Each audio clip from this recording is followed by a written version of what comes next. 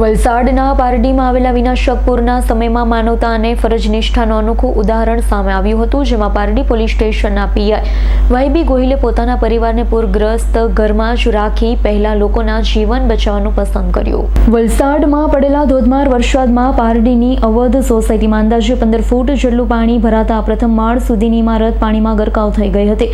એ જ સોસાયટીમાં રહેતા પારડી પોલીસ સ્ટેશનના પીઆઈ વાયબી ગોહિલે પોતાના પરિવારને ઘરે જ સુરક્ષિત રહેવા કઈ બોટ બોલાવી પ્રથમ માળની ગેલેરીમાંથી જોખમી રીતે નીચે ઉતરી ફરજ પર નીકળી ગયા.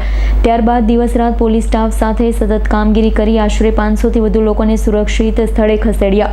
અનેક સોસાયટીઓમાં ફૂડ પેકેટ પણ પહોંચાડ્યા. તમામ બચાવ કામગીરી પૂર્ણ કર્યા પછી જ તેઓ પોતાના પરિવારને રેસ્ક્યુ કરવા પરત ફર્યા. ફરજ, જવાબદારી અને માનવતાનું ઉદાહરણ ખરેખર સલામ કરવા જેવું છે. Bureau report, S9 news, Surat. અમારી તમામ માહિતીથી અપડેટ રહેવા માટે જોડાયેલા રહો S9 ન્યૂઝ સાથે.